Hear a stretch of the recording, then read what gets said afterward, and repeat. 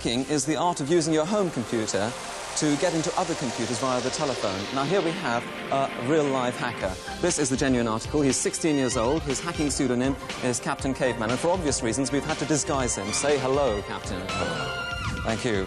Our lawyers have told us not to do this, but because Network 7 is the kind of controversial and dangerous show you like to watch, we are ignoring their advice. And here, live on Network 7, the captain is going to sneak into the computer of a major corporation and reveal their best-kept secrets. Now, to make it more interesting, we're issuing a challenge to any hackers who might be watching. You too can join in with the pictures, with the numbers now scrolling across your screen. You can join us in a race to the target. So, last one there's a sissy. Happy hacking.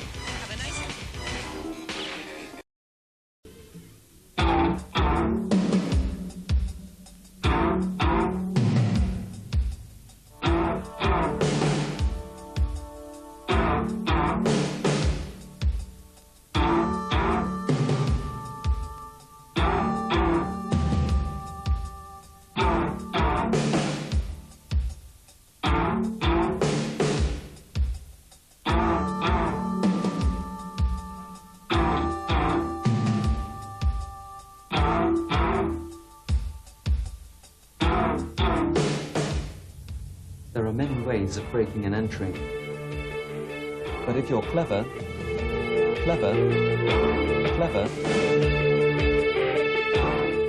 but if you're clever, you let the fingers do the walking.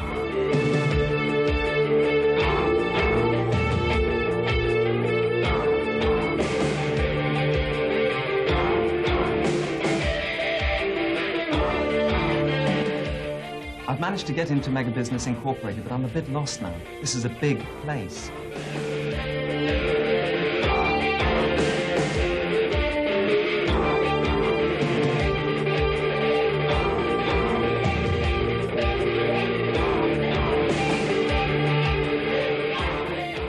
This store looks interesting. I wonder if any of these keys will work.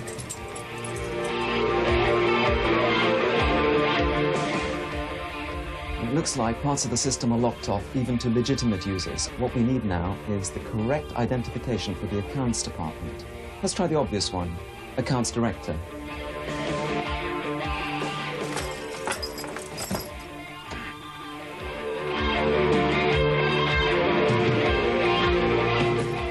If at first you don't succeed, try again.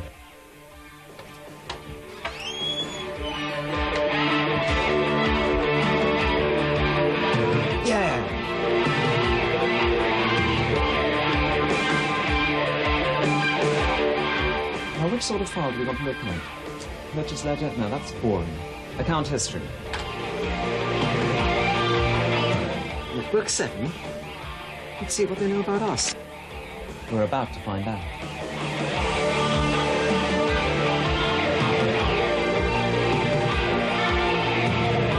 There are to be no dealings with Network 7 under any circumstances. I think I'll keep a copy of this.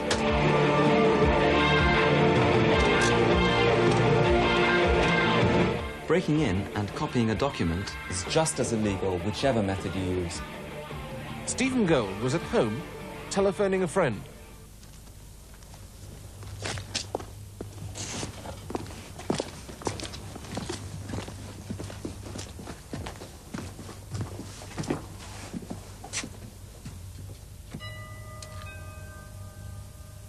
I heard the front doorbell go and glanced at my watch. It was about 6 minutes past 10. And heard a few voices outside. Gold's father opened the door to the police, and his mother showed them to his room. And next thing I knew, there was this huge guy appeared in the doorway, asked me to place the phone down and advised me basically of my rights and that I was under arrest. Steve Gold and Robert Shafreen case has made a lot more people aware of hacking, and thus has probably attracted more people to the sport.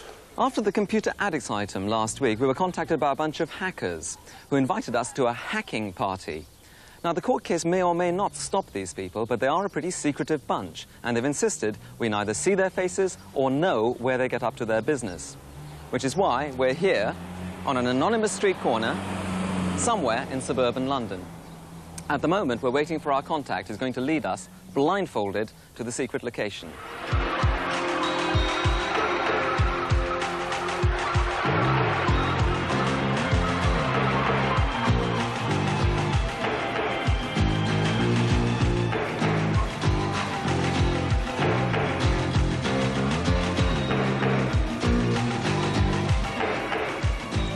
OK, well, that's all of us pretty seriously blinded.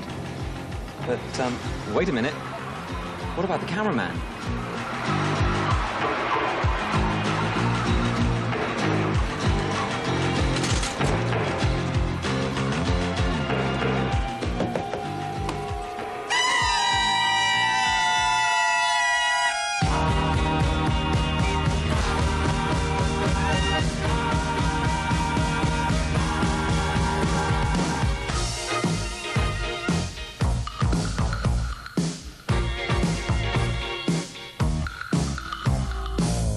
I'm going to get into a Key's mail order catalogue to order 100 pairs of knickers for someone I don't like. I'm trying to get into LabLink. It's a chemical supply company in the USA. Tonight I'm going to get into a Georgia Power Office computer in the United States. Well, tonight I'm hoping to get into the European Space Agency located in Italy.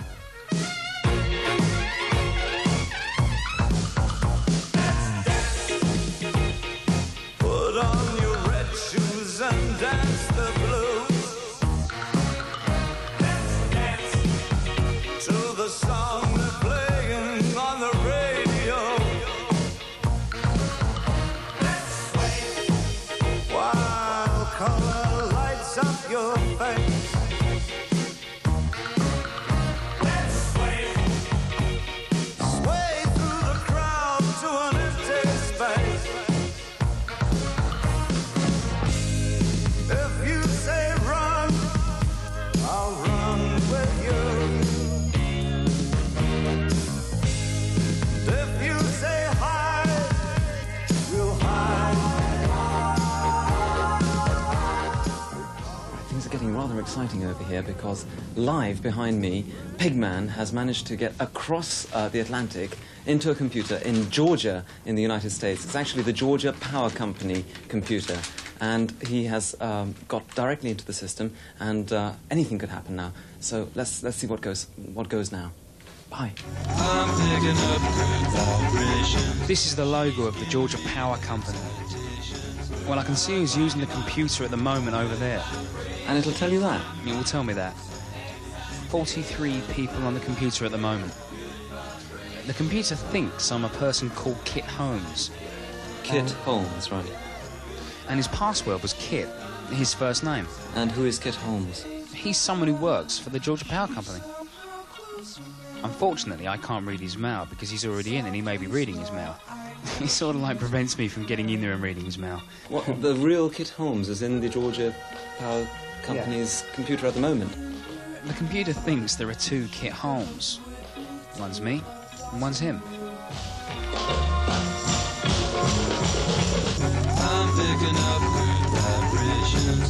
She's giving me excitations. I'm picking up good vibrations. She's giving me excitations.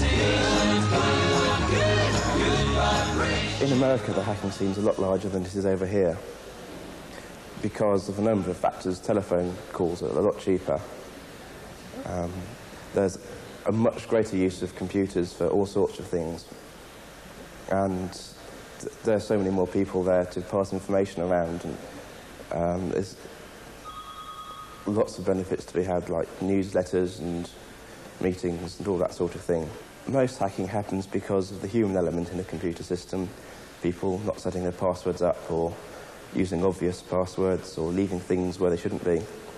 And that's always going to happen. And there will always be hackers. Okay, you guys, you do realize that what you're doing here is completely illegal.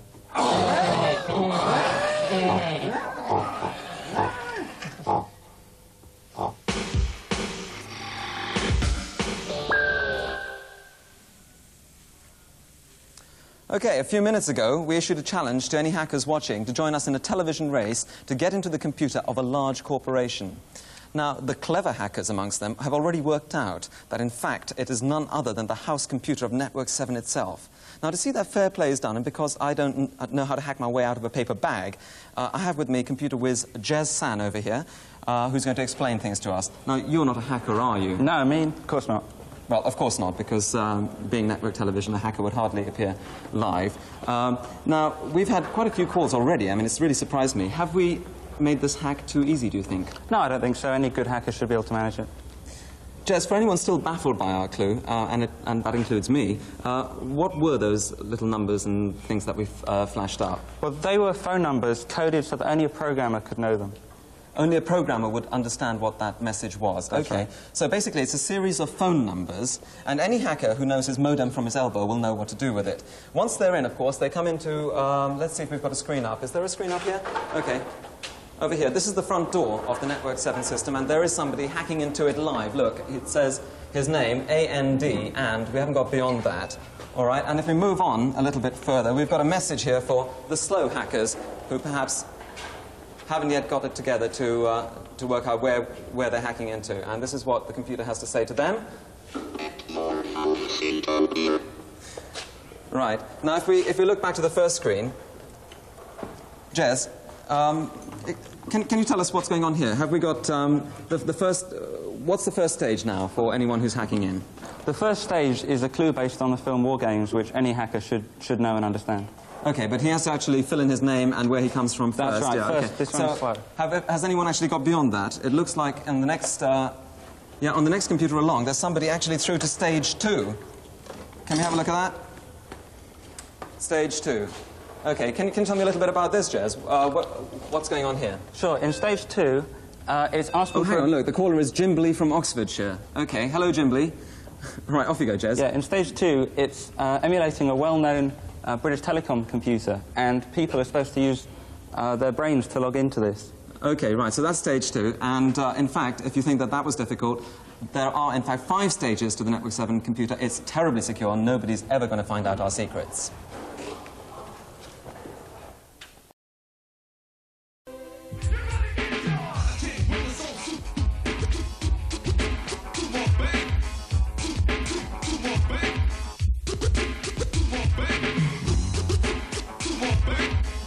In the bad old days, you just couldn't remove these stains from crime. But now, with new improved white crime, you can say goodbye to those nasty, crimey stains.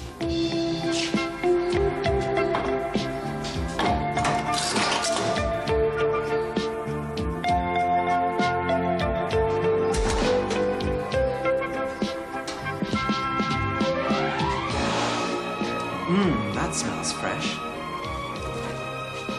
Just look at that white. White crime is trying to commit a crime without spilling any blood. And because no blood is being let out, it's socially more acceptable. There is evidence that computer crime does pay. It's a very difficult concept for people to appreciate that when we talk about electronic digits going down wires, that's real money. SWIFT is actually an interbank message switching network. So if a bank wants to send certain sums of money to another bank, it goes via the SWIFT network. You have to enter 2 passwords to effect a SWIFT transaction. One is an input password, and then another password to authenticate the transaction. Now, if someone got hold of those 2 passwords, then he could effectively send a transaction to his own account. You're gonna get yours! You're gonna get yours! There is evidence that computer crime does pay. Crime does pay. Crime does pay.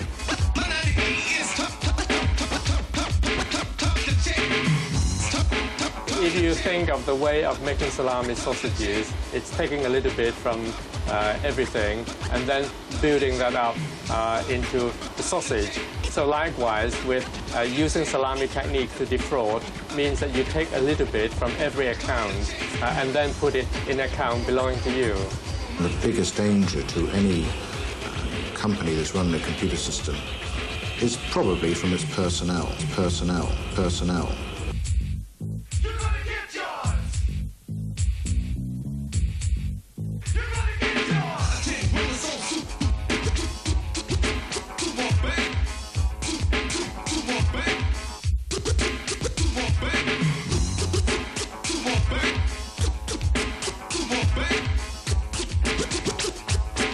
I do not know whether any banks have not reported anything to police because, of course, we only know what we're told of.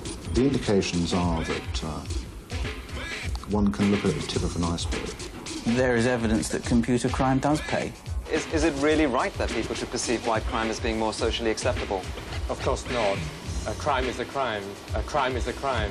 A crime is... At the beginning of the program, we issued a challenge to hackers who may be watching to break into Network 7's super secure computer. But even as I talk, the 6 stages of security built into the system are being breached. I mean, just look at these computers over here. They're lit up like Christmas trees. In fact, we've had no less than 80 calls so far, and 2 of them are up to stage 5. And they've been coming from all over the place, one even claiming to come from Chicago in the United States. Somehow I don't believe that. Well, it doesn't look like our system's going to be secure from British hackers at any rate, but of course in America the hacking is a much bigger sport than over here. And with me is a writer from the American Hackers Journal 2600.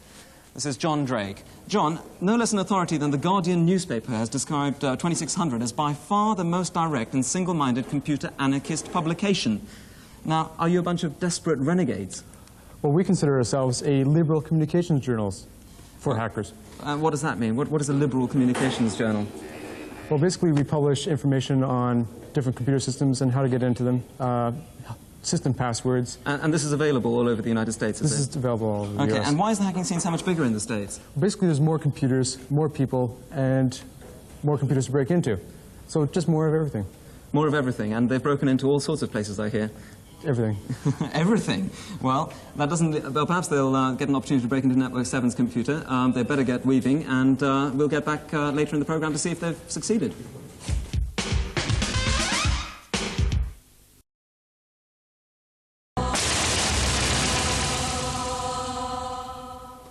We've had over 140 hackers up and down the country smashing into the Network 7 computer. All our defenses seem to be crumbling really fast. 5 of them are up to the stage 5. This is how they did it. There were 5 passwords that they had to beat. The first one was really elementary. Joshua was the password. That's from the film War Games. The second one was a hacker's secret, so I don't know anything about it. The third one was the middle name of our producer, Janet Street Porter, Street. Fourth was Log Into Mud, a dangerous, a Dungeons and Dragons game. And here we are on the 5th screen. And this particular hacker has got stuck at that point. What do you think, Captain? Do we give him a clue? Oh, yeah. The captain says we're giving him a clue. I don't know what this means, but there it is, 487. And stage 5 is completed.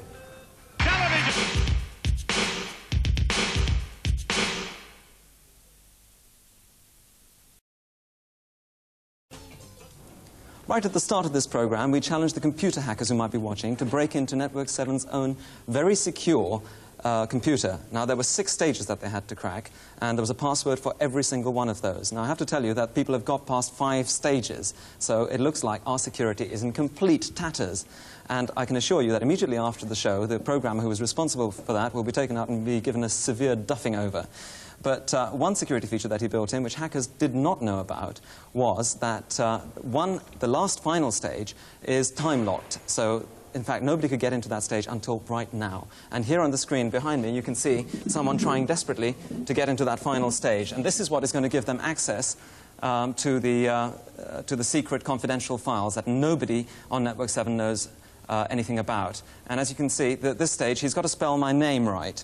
It's Shankar Guha. And nobody spelled it right, and this guy's no exception. He's making a complete hash of it. So basically, they're going to have to be very clever or very lucky indeed. And so far, this guy's not... Oh, goodness me, look, hang on a minute. He's getting close. Shankar Guha. And that looks very close indeed. Wow, we're in. We're into the super confidential files. Look, this guy's... Okay, let's have a look at this. It says financial planning, staff salaries, sackings. I'm afraid the system's crashed. It was just a little bit too secure, and my goodness me. Can you shut down these computers? I mean, how does this get onto the network, eh?